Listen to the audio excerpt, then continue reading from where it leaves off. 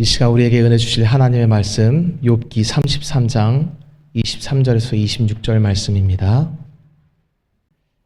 만일 1천 천사 가운데 하나가 그 사람의 중보자로 함께 있어서 그의 정당함을 보일진대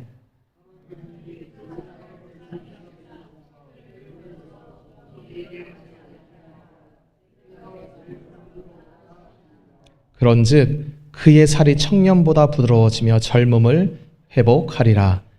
그는 하나님께 기도함으로 하나님이 은혜를 베푸사 그로 말미암아 기뻐 외치며 하나님의 얼굴을 보게 하시고 사람에게 그의 공의를 회복시키시느니라. 아멘. 네, 할렐루야. 아멘. 주님께서 우리를 사랑하셔서 이곳 가운데 불러주셨습니다. 주님은 자기를 사랑하는 자를 친히 찾아오시고 또 불러주시는 분이십니다. 그것이 우리의 아주 기쁜 소망이에요. 물론 때로는 인간의 눈으로 볼 때 우리가 막 애써서 주님을 찾는 것처럼 보일 때가 있습니다. 내가 노력하고 내가 1,000번째 드리고 내가 새벽에도 밤에도 주님을 불러야지 주님이 우리를 만나주시는 것처럼 우리 인생을 경험할 때가 있습니다. 성경에는 사실 이런 일 저런 일이 다 적혀 있어요. 근데 결국 주님을 깊이 만나고 보면 내 열심이 내 것이 아니라 하나님이 그런 은혜를 주셔서 내가 갖고 있는 그 신앙과 열심이라는 것이 하나님을 만나는 원인이 아니라 하나님이 은혜를 주신 결과가 내 안에 신앙과 열심이라는 것을 알게 됩니다. 그러니까 신앙에 열심이 없다. 그럼 우리는 인간이기 때문에 그 사람에게 열심히 다해 신앙생활해라 이렇게 피조물로서는 그렇게 얘기할 수밖에 없지만 아무리 우리가 얘기해도 하나님이 은혜를 안 주시면 신앙의 열정을 가질 수가 없는 거예요. 다시 말하면 내가 이렇게 열정이 있어서 주님을 찾았다. 내가 이렇게 열심히 기도해서 주님을 만났다. 은혜를 받았다. 물론 그게 피조물 수준에서는 맞는 말일 수가 있습니다만은 우리에게 열정을 주시고 은혜를 주시고 하나님을 찾게도 하시고 그렇게 전능하게 우리 가운데 역사할 수 있는 창조주가 바로 하나님이십니다. 우리는 원인이 아니에요. 우리는 결과물이지. 우리의 신앙이라는 것은 참으로 어떤 면에서는 하나님 앞에서는 아무것도 아닙니다. 신앙이 없다. 믿음 주시면 돼요, 주님은. 주님은 우리의 마음을 손바닥 뒤집듯이 뒤집을 수 있는 전능하신 분이세요.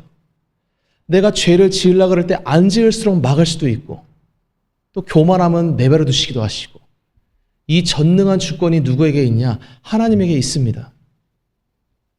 제가 제일 예전에 궁금했던 게 있습니다. 천국 가서 내가 죄를 지을 수 있을까가 저는 젊어서 고민이 이렇게 궁금했어요. 왜냐하면 제가 이 땅에서 제가 경험하는 제 모습은 저는 누가 뭐 시키지 않아도 내가 모르는 죄도 짓는 건 당연하거니와 알고도 때로는 내 안에서 죄가 마치 하수구에서 꾸정물 솟구치듯이 그렇게 죄가 내 안에서 올라오는 걸 내가 수도 없이 했기 때문입니다. 주님이 다 용서해 주셔서 내가 천국 가는 건 알겠는데 천국 가서도 이러면 어떡하지? 천국에는 완전한 의가 거하는 곳입니다. 거기서 내가 자유의지를 가지고 죄 지을지 또 선을 행할지 그걸 또 그때도 자유롭게 행할 수 있냐? 성경은 죄 지을 수 있는 걸 자유라고 얘기 안 해요. 죄의 노예가 됐다고 얘기하지. 그리고 모든 인간은 이게 이제 노예의지론인데 인간은 죄에 전부 속박되어 있는 존재라고 성경은 딱 규정합니다. 그러니까 자유라는 게 없는 거예요. 유일하게 우리 믿음의 선조들이 연구하고 성경이 뭘 말하느냐라고 얘기하다가 내린 결론이 뭐냐? 인간에게 자유가 있는데 죄 지을 자유밖에 없구나. 그래서 인간은 숨 쉬는 것 자체가 죄고 하나님을 모르는 것 자체가 죄고 죄 짓다가 자기가 죄인인지도 모르고 죽어서 지옥 가야 되는 게 인간의 비참한 운명입니다. 그런 죄에서 주님이 건져주시기 위해 이 땅 가운데 오신 거예요. 예수님이 우리를 위해서 오셨다는 것은 너무너무너무너무 놀라운 사건이고 기적 같은 사건이고 한없는 은혜이고 너무나 감사한 일입니다. 노아 시대 때 노아가 방주를 준비했는데 그때 사람들이 전부 노아 비웃었습니다. 야, 무슨 물이란 건 그때 당시 지금이야 우리가 지구본 돌려보면 지표면의 70%가 거의 바다로 덮여 있지만 지금은 물난리 난 이후기 때문에 우리가 그런 거지 원래 하나님이 만들었던 지구는 이런 식이 아니었어요. 바다가 이렇게 크지도 않고 인간이 어디든지 수천억 명 이상이 넉넉하게 살아도 차고 넘치는 땅이 지구였습니다. 아무도 노아의 말을 믿지 않았어요. 방주에 안 타고 추측건데 최소 수십억 명에서 많게 추측하면 수백억 명이 싹 다 한 방에 지옥 간 겁니다. 정확히 8명만 구원받은 거예요. 전 지구 중에서. 주님은 아이고 너무 많이 죽였나? 주님은 그런 거 후회 안 하십니다. 하나님한테 피조물이 수천억 명의 지옥 가든 그때가 벌써 지금으로부터 수천 년 전이에요. 노아 사건이. 그 이후로도 무수히 많은 사람들이 전부 주님을 버리고 거절했습니다. 그들이 다 어디 가냐? 지옥 가는 거예요, 지옥.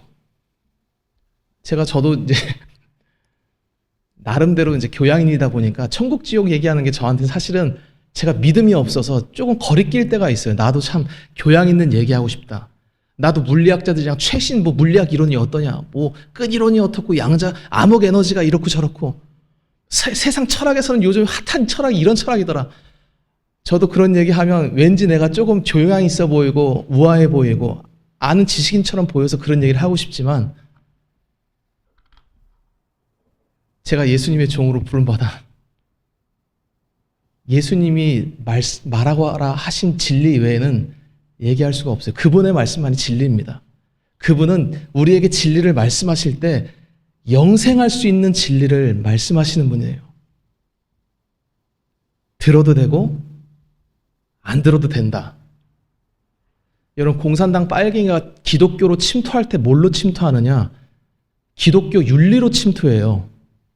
너희가 윤리적이지 않다, 윤리라. 그러면서 거기에 다 미혹된 사람들이 우리가 윤리적으로 살아야 됩니다. 깨끗하게 살아야 됩니다. 도덕적으로 살아야 됩니다. 정직하게 살아야 됩니다. 전부 이렇게 해서 무너진 게 기독교입니다.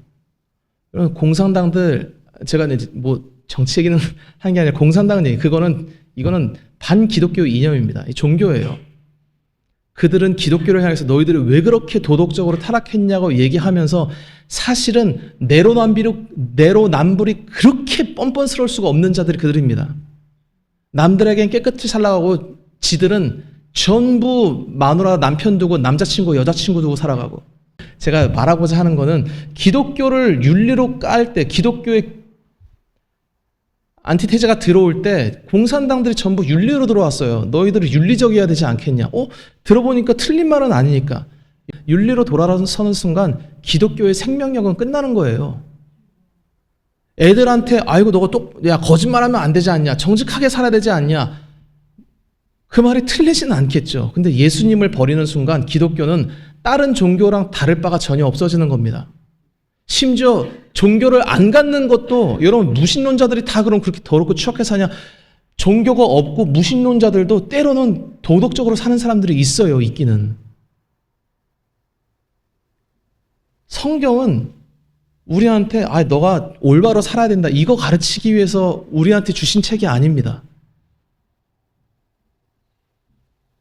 그럴 것 같았으면 주님이 왜 오셨겠습니까? 모세 율법으로 충분하지. 아니야. 모세 율법 안 줘도 인류 역사상 얼마나 훌륭한 스승들이 많습니까? 제가 예전에 섬겼던 공자님도 그렇고 중국에는 여러분 그 요순 시대에 요나라 임금, 요임금, 순임금 아주 법 없이도 살 것 같은 저 사람이 인간이라고 할 수 있을까 싶은 아주 고상한 인격과 윤리를 갖고 있던 사람들도 있습니다. 예수님 없이. 하나님이 와, 너 대단하다, 착하구나. 안 그러세요. 주님은 하나님의 영이 떠난 인간을 짐승처럼 취급하시는 분이십니다. 그자가 우리가 돼지 살처분할 때 수천 마리를 땅속에 생매장하면서 흙을 덮어서 죽일 때 아깝기는 하지만 살려달라고 막 가서 몸부림치는 인간이 있습니까? 죽여야 되는 거예요. 그 돼지는.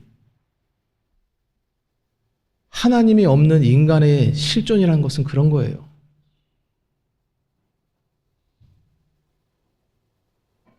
오늘 이제 본문의 욥기 33장은 다시 이제 좀 요약하자면 본 1장부터 31장까지는 욥이 이제 새 친구들이랑 얘기하는 게 나옵니다. 한마디로 요약하면 뭐냐? 욥은 자기가 죄가 있다 없다?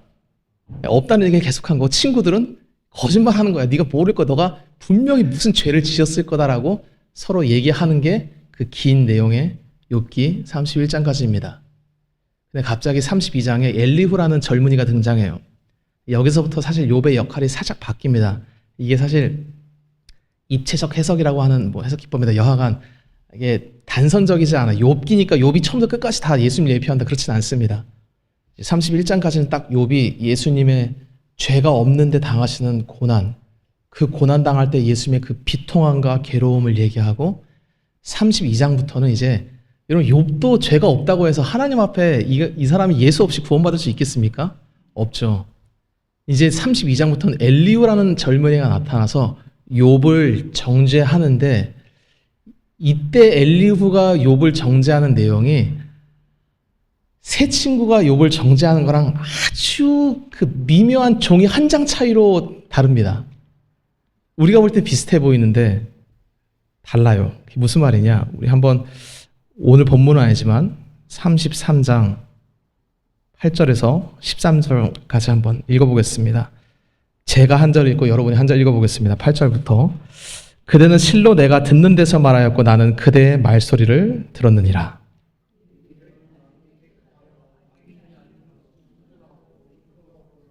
참으로 하나님이 나에게서 잘못을 찾으시며 나를 자기의 원수로 여기사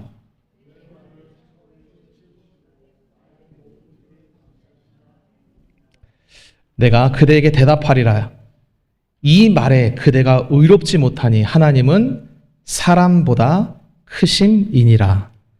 하나님께서 사람의 말에 대답하지 않으신다 하여 어찌 하나님과 논쟁하겠느냐. 아멘.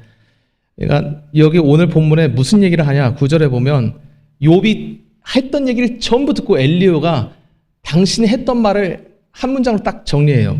무슨 말이냐? 욥은 나는 깨끗해. 나는 악인이 아니야. 나는 순전하고 불의가 없어라는 얘기를 욥이 했다는 거예요. 여러분, 욥이 이 얘기할 때 거짓말한 겁니까? 진짜 이런 인생을 살았던 것입니까? 실제로 이런 인생을 살았던 거예요. 그런데도 불구하고 10절에 야, 참으로 하나님이 나에게서 잘못을 찾으시네? 이게 무슨 말이냐면 고난당했다 이거. 내가 이런 고난 당할 만한 죄가 없는데 하나님이 나한테 이런 식으로 나를 하나님의 원수처럼 여기셨네? 내 발에 착고를 채우셨네? 내 길을 감시하신 이게 자기를 죄인처럼 취급하셨다 이 말입니다. 이게 1장부터 31장까지 나온 욥의 고백을 압축해서 설명한 거예요. 엘리후가. 이 말을 친구들은 뭐라고 새 친구들 앞에 나왔던 새 친구들 뭐라고 정죄했냐?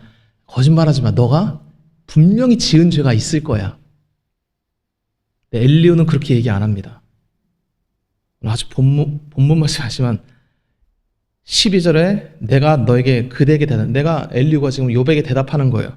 이 말에 그대가 의롭지 못하니. 이 말이 욥이 잘못 얘기했다는 거예요. 무슨 얘기냐? 하나님이 사람보다 크심이라. 그래 욥아, 너가 너를 볼 때는 의롭고 거룩한 거 알겠어. 심지어 죄가 없을 수 있다는 거 인정하겠다. 그러면 네 말이 너가 하나님보다 의롭다는 거야? 네가 하나님보다 크다는 거야? 너가 잘했고 하나님이 잘못했다는 말이냐?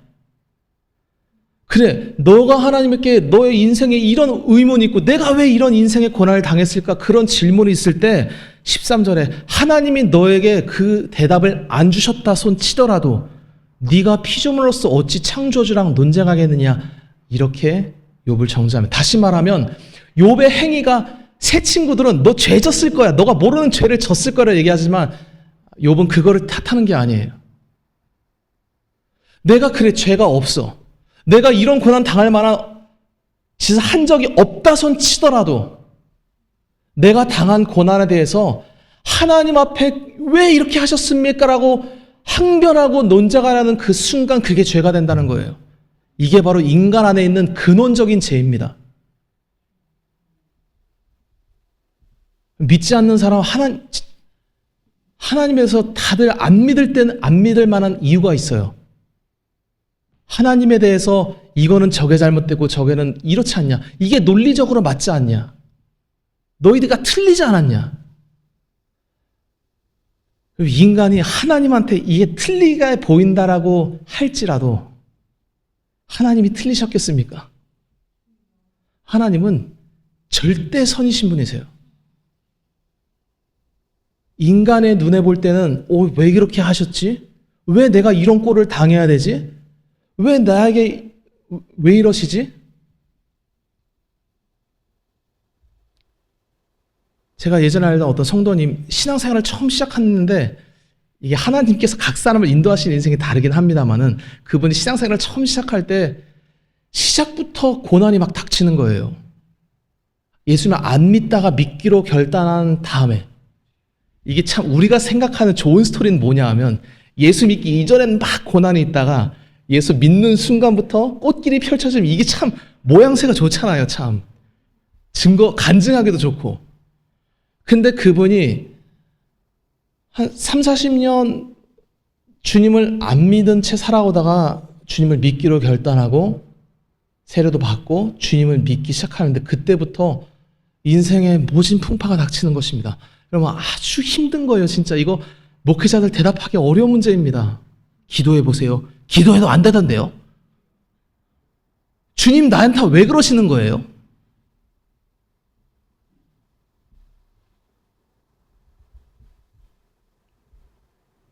아주 당돌하게 그때 물론 저보다 나이가 많으신 분이었지만 어린 시절에 들을 때 아주 당돌하게 얘기하는데 제가 봐도 그럴 수 있을 것 같아요. 예수님 믿으면 잘해줘야 되는데 왜 저런 꼴을 당하게 하셨을까?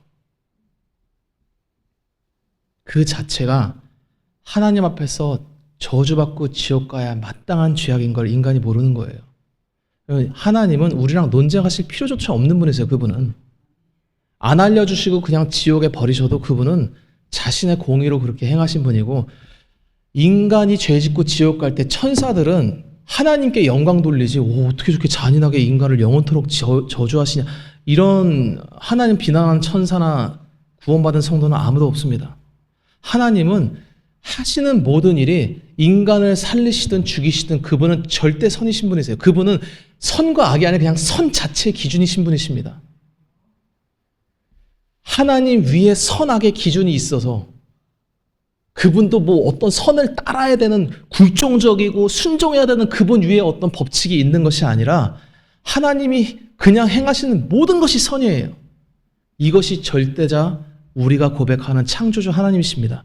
엘리후가 그걸 얘기하는 거예요. 지적하는 거예요. 그래 너 죄 없다. 그래 너 오케이. 네가 말했지. 너 깨끗하고 의인이고 악이 없고 순전하고 그래 불의하지 않고 오케이 알았어. 그래 너 죄 없다 치자. 그래 네가 죄가 없으면 하나님한테 그렇게 따져 물어도 되는 거야? 이거를 지금 엘리후가 정죄하고 있는 새 친구랑 다른 거예요. 아니 똑같이 새 친구도 정죄하고 엘리후도 정죄하고 아니에요. 여러분 지금 엘리후는 판결하시는 선악의 기준자 되신 예수님이 인간을 다이렉트로 지금 심판하시는 중이십니다. 어떠한 의인도 어떠한 선인도 예수 그리스도 앞에서 죄를 피할 수 있는 자가 없어요. 근원적인 인간의 죄는 전부 우리 밑바탕에 뭐가 있냐? 하나님을 향한 무지함과 불손함과 어그러진 마음과 삐뚤어진 논쟁의 마음을 사람은 다 품고 있는 것입니다. 주님 왜 이러셨습니까? 최근에는 어떤 자매님 얘기를 들었어요. 우리 교회는 아닙니다. 좀 멀리 계신 분인데 자식을 좋은 학교 보내고 싶었는데 정말 열심히 기도했는데 떨어진 거예요. 제가 볼 때 그 자식도 열심히 했습니다. 자매님이 너무 실족해가지고 이제 3개월 교회 쉰다 그러더라고요. 그분이 하는 고백이 뭐냐? 자기도 안 돼. 예수님이 나를 위해 죽으신 거 알고 십자가에서 나의 죄를 대속하신 거 알고 나도 주님만이 구원자인 거 알고 예수 외에는 구원의 길이 없다는 걸 나도 명확하게 믿고 아는데 너무 서운하다는 거예요, 하나님한테. 아니, 한 번쯤은 들어줄 수 있는 거 아니야? 한 번쯤은. 내 기도 제목. 분노가 솟구치고 서운함이 막 이루 말할 수가 없더래. 왜 그러셨습니까, 주님? 내 자식이 뭐가 그렇게 못났길래. 그리고 내가 뭐 지구를 다 달라는 것도 아니고 수천억 달러를 달라는 것도 아니고 무슨 세상 권세를 달라는 것도 아니고 그냥 내 자식 그냥 좀 그것도 무슨 세계 최고 대학도 아니고 그냥 좀 좋은 데 가게 해달라고 했는데 내 자식도 열심히 했는데 왜 그거를 떨어뜨리십니까? 제3자는 그게 이해가 안 될 수 있으면 여러분도 한번 그런 뭐가 됐든 기도 제목이 있을 거 아니에요. 간절한 기도 제목을 이루어주지 않았을 때 그 하나님에 대한 서운함, 그 내부로부터 솟구치는 왜 그러셨습니까? 있으면 좀 얘기 좀 해주십시오.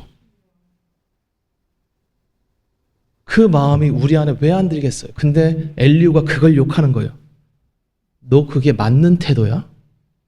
욥아, 물론 여기서 정중하게 얘기해요. 욥은 사실 지금 고난당할 때 나이가 많은 나이였고 엘리후는 욥보다 한참 좀 젊은이였어요. 그래서 그대가 그렇게 선생님께서 그렇게 말씀하셨는데 저는 선생님이 죄를 졌다라고 새 친구처럼 얘기하지는 않습니다. 그런데 죄가 없고 깨끗하고 순전한 손 칩시다.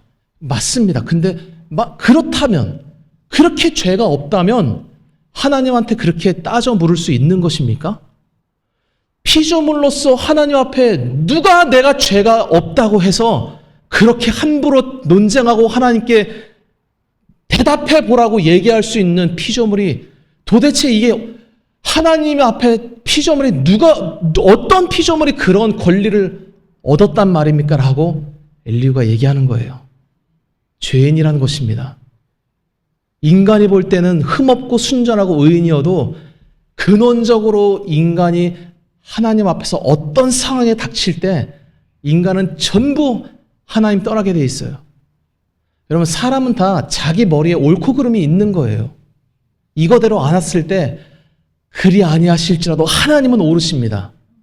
이게 옆 사람한테 그런 거는 상관없는데 내 인생에 들어온다? 미치고 팔짝 뛰는 거예요. 그때부터. 왜 나에게 이러셨습니까? 주님 왜 이렇게 나를 힘들게 하십니까? 어떤 분은 그러더라고요. 나 돈 주면 주님 더 잘 섬길 것 같은데. 한번 돈 줘봐. 돈. 머니. 나 헌금 많이 할게, 하나님.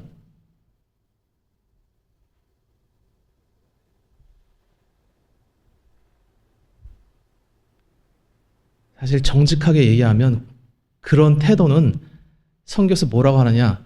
미친놈이라고 얘기하나? 미쳤다고. 정말요. 미쳤다라고 돼 있어요. 미친 행동을 예전 구약시대 때 발람이 돈에 미쳐서 미친 짓 했는데 성경의 베드로서에 이 선지자가 미쳤다라고 기록합니다. 하나님의 음성을 듣고 섬기고 뭐 온갖 거를 해도 인간은 그게 미쳐 있는 거예요, 여러분. 모르는 거예요, 자기의 죄를. 그러니까 욥이 32장부터 오늘 33장 이 부분에서 뭘 얘기하느냐? 엘리후가 지적하는 건 우리 행위의 죄를 지적하는 게 아니에요. 행위로 보면 욥 같은 사람이 어디 있습니까? 완전한 자죠, 진짜. 이렇게 행위와 마음에 보이지 않는 우리 마음. 욥이 우리가 단 안 살펴지 무슨 고백까지 하냐? 나는 여자를 보고 음욕을 품은 적조차 없다라고 얘기를 해요. 인간이 그럴 수 있냐? 네, 그럴 수 있습니다. 저는 그런 적은 없습니다.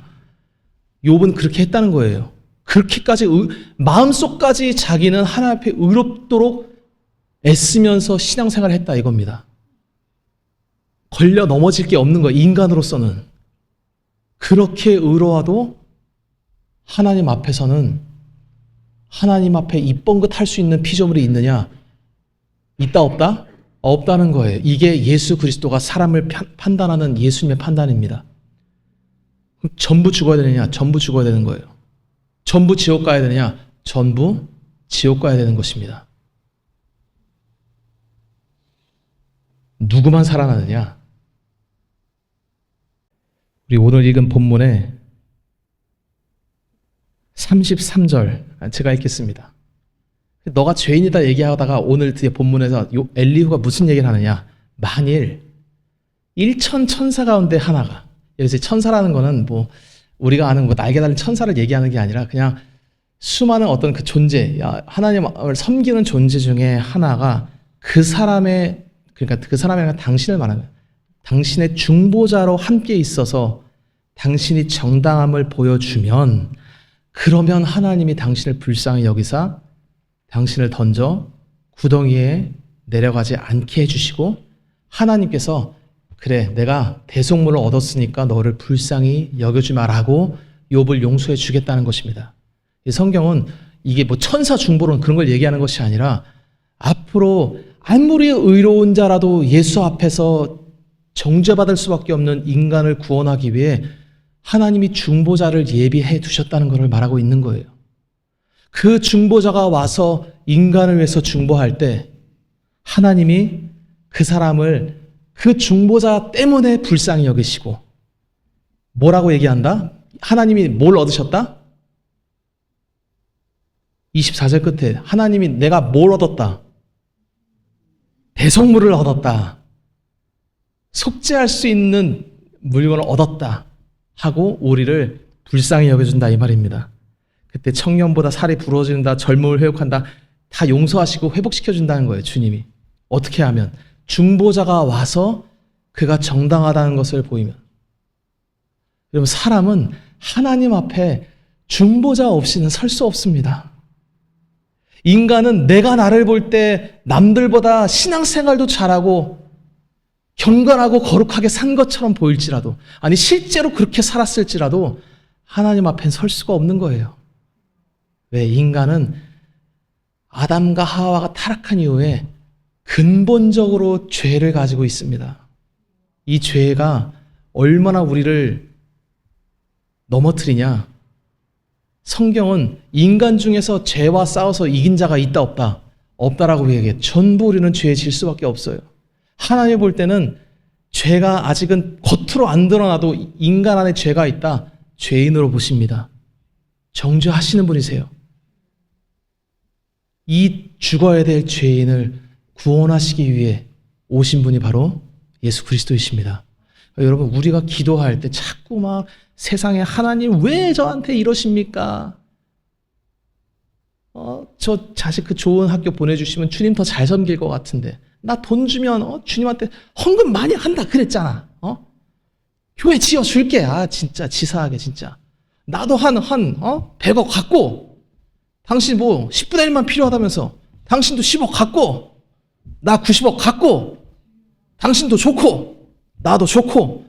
여러분, 저주받는 거예요. 주님이 만약 그 사람을 정말 저주하시기로 작정한 100억 주실 수 있습니다. 주고 돈질하다가 지옥 가는 거예요. 하나님은 어떤 사람을 복 주시고 은혜 주실 때 예수 그리스도를 알려주시지, 우리한테 돈 주시고 그런 분 아니에요. 물론 돈을 안 주시냐 그런 분은 아니시지만, 하나님이 볼 때 우리에게 제일 필요한 거는 예수 그리스도가 필요한 거예요. 그분이 누군지를 모르니까 신앙생활이 좌우로 막 흔들리는 것입니다. 어떻게 신앙생활을 할지 모르는 거예요. 공산당이 들어와서 기독교의 핵심, 기독교의 아이덴티티는 윤리잖아. 여러분, 그들이 하는 말이 틀린 말처럼 안 보였어요. 맞는 말처럼 보였어요. 그런가? 그렇지. 우리가 세상이 빛과 소금이라고 했으니까 내가 열심히 정직하게 살아야 되겠구나. 장부 숨기면 안 되겠구나. 뭐 횡령하면 안 되겠구나. 바람 피면 안 되겠구나. 그 말이 다 맞을지언정 기독교의 아이덴티티는 그게 아니에요.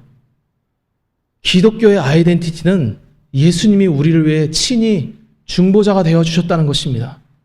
그리고 그분 외에는 구원받을 자가 없다는 거예요.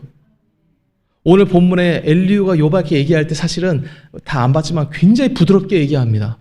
막 나이가 어려서 그렇기도 하지만 새 친구들은 아주 그냥 없는 죄까지 긁어서 이 센통이다 이놈 너 분명 지은 죄 있지 이렇게 공격했지만, 엘리후는 굉장히 정중하게 욥에게 얘기해요. 당신이 옳습니다. 순전하게 살아왔고 깨끗하게 살았지만 그러할진대, 그렇다 하더라도 하나님께 그렇게 얘기해도 되는 것입니까? 이렇게 얘기하는 거예요. 이게 예수님이 우리에게 찾아오셔서 우리가 의롭고 거룩할 그때 예수님은 우리를 낮추실 때 이렇게 낮추시는 거예요. 너에게 내가 필요하지 않냐? 너가 남들이 짓는 그 죄 안 짓고, 남들 바람 필 때 너는 안 피고, 남들 횡령할 때 너는 정직하게 행하고, 남들 거짓말할 때 너 거짓말 안 했을지라도 그렇다 한들 너가 남들보다 의로운 게 무엇이 있느냐? 하나님은 예수님을 우리에게 보내주실 때 그 중보자 예수님은 믿어도 되고 안 믿어도 되는 옵션 같은 분이 아니십니다. 안 믿음은 창조주 하나님 앞에 정죄를 피할 인간이 없는 거예요. 그분을 믿는 자만이 예수의 공로로 살아나는 것입니다. 예수님은 제가 예를 들어서 여기 우리 죄송합니다. 그래서 조용직 장로님이랑 이렇게 신앙생활하다 다툼이 생겼어. 싸웠어. 내가 막 장로님 교회 건축해야 됩니다 하니까 장로님이 아직은 때가 아닙니다. 목사님은 왜 거절하시면 막 싸웠어. 예를 들어서 그럴 일은 없겠지만 인간과 인간이 싸우면 사람이 개입해서 중재할 수 있습니다. 예를 들어서 그렇게 하고 있으니까 여기 서수정 집사님이 목사님 왜 그러십니까? 정신이 갑자기 지금 그럴 때가 아니지 않습니까? 이렇게 인간이 나서서 중재할 수가 있습니다. 근데 지금 우리가 겪고 있는 문제가 뭐냐? 인간과 인간 사이에 문제가 틀어진 게 문제가 아니에요. 창조주와 피조물 사이에 문제가 벌어진 거예요. 도대체 누가 여기서 중재자를 하겠습니까?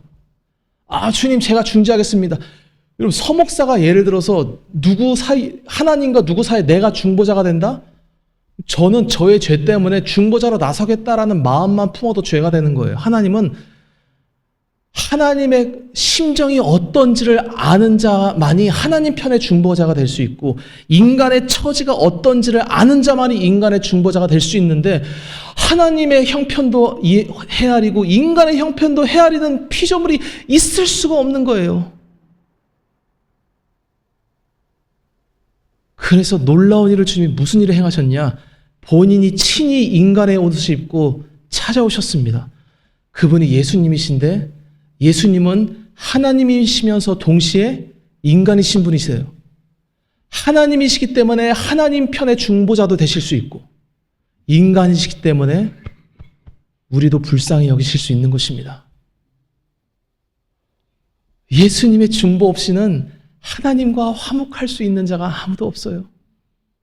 오직 예수님이 자기를 대속제물로 드린 그분의 공로로만 우리는 예수님의 십자가를 의지하여 하나님 앞에 나아갈 수 있는 것입니다.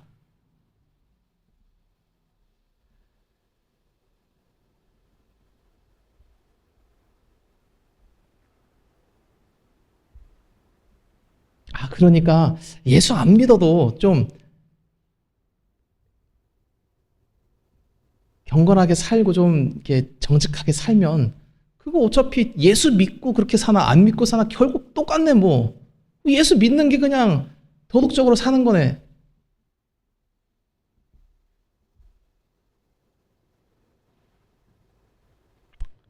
마태복음 20장 26절 27절을 같이 한번 읽어보겠습니다. 시작. 너희 중에 누구든지 으뜸이 되고자 하는 자는 너희의 종이 되어야 하리라.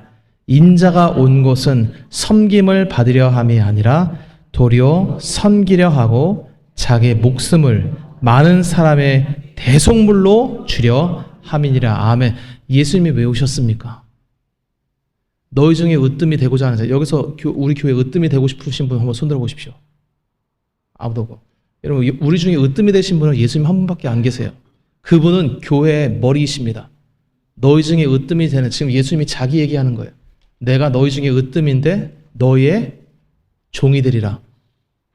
어떻게 우리를 섬기신다는 거예요? 자기의 생명을 대속제물로 하나님께 드리시겠다는 거예요.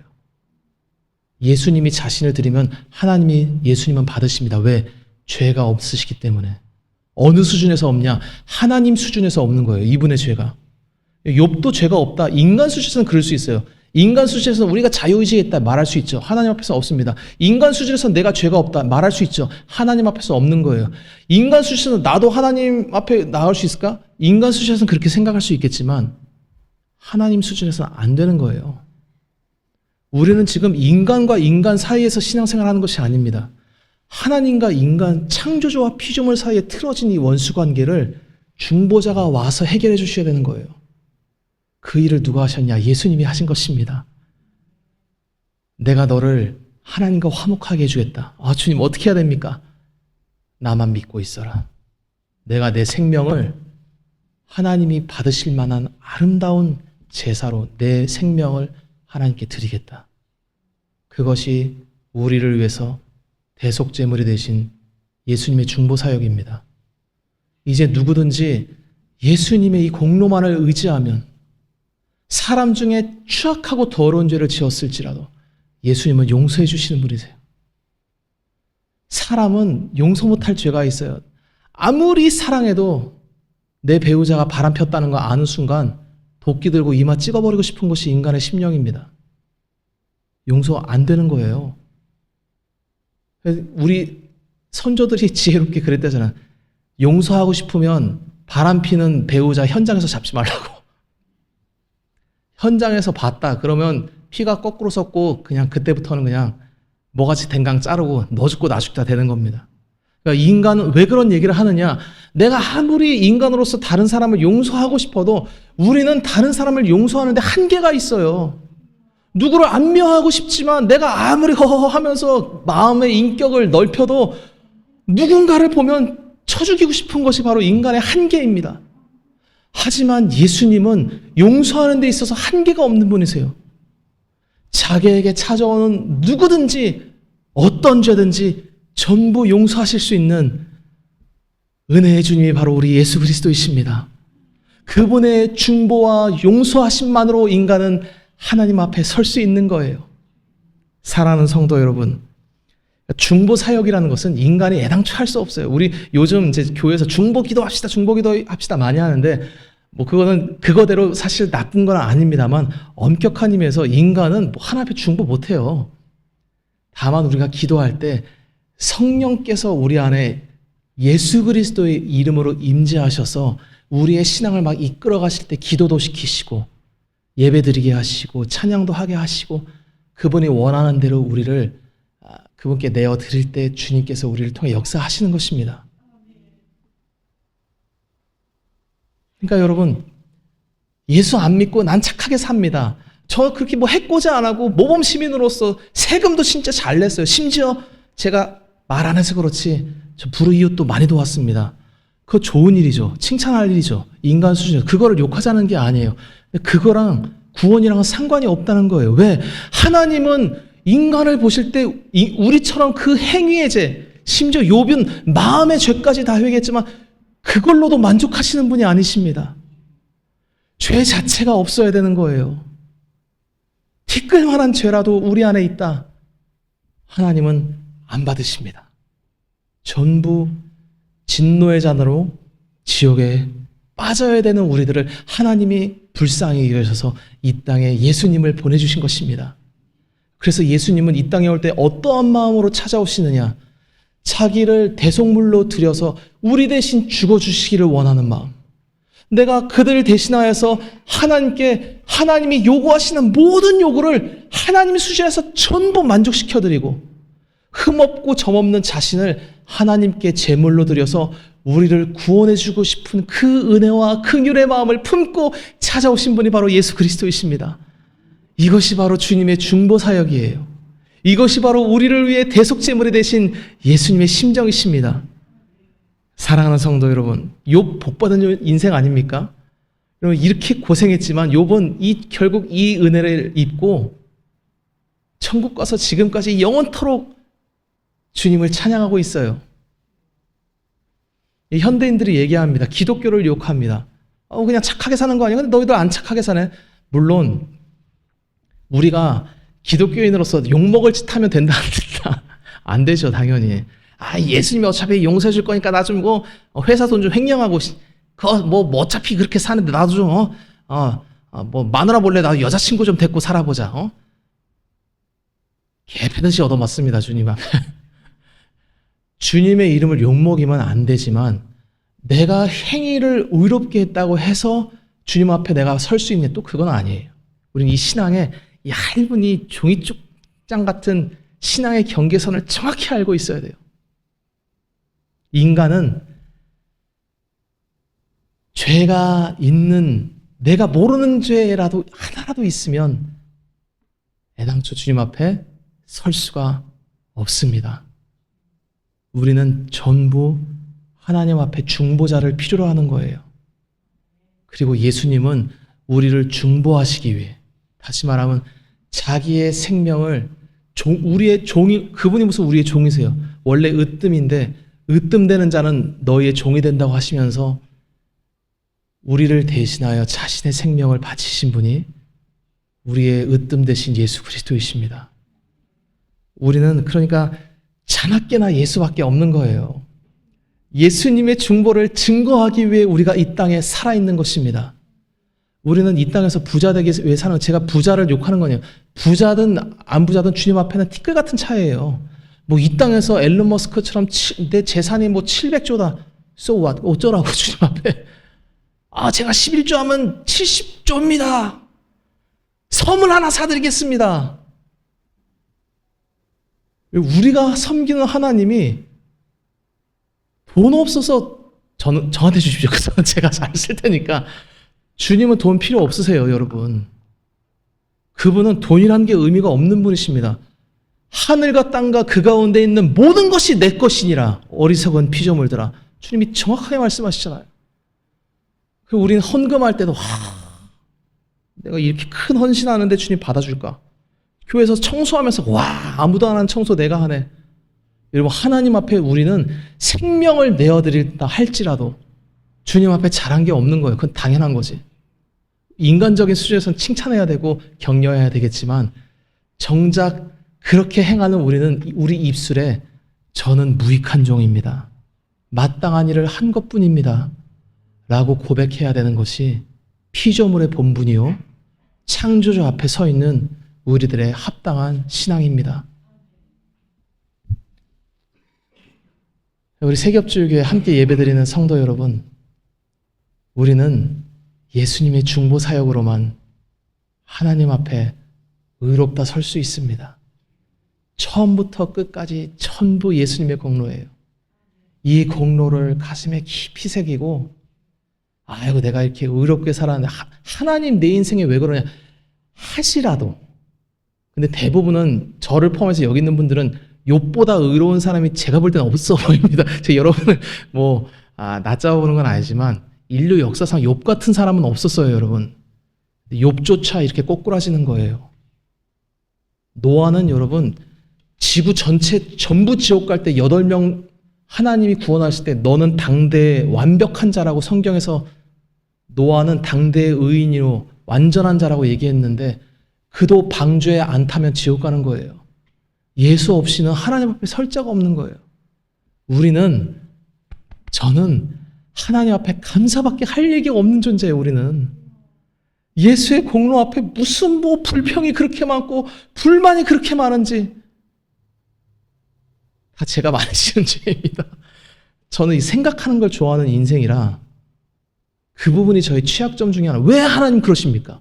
왜 이렇게 하셨습니까? 왜 그렇게 말씀하십니까? 제가 볼 땐 주님이 그렇게 말씀하신 건 잘못한 것 같습니다. 저는 수십 년을 이루고 살아왔어요. 뒤늦게 알겠더라고. 내가 수천 번도 더 지옥 가도 할 말이 없는 죄를 지으며 살아왔구나. 저랑 다른 죄 짓는 사람이 돈에 약한 사람, 성에 약한 사람, 하여튼 다 약한 점이 다 있어요. 설령 그게 없어도 우리는 하나님 앞에 무조건 감사와 찬양과 영광밖에 돌릴 게 없는 피조물입니다. 하물며 우리가 이렇게 죄로 연약하고 부족한 많은 인생을 살아가는데 무슨 하나님 앞에 무슨 논쟁을 하겠으며 무슨 불평을 하겠으며 무슨 원망을 하겠습니까? 큰 죄를 짓는 거예요. 그럴 수도 있지. 여러분, 예수님 오시면 그럴 수도 있지 이런 얘기 안 하십니다. 그럴 수도 있어. 안 그러세요. 하나님이 찾는 제사는 상한 심령이라.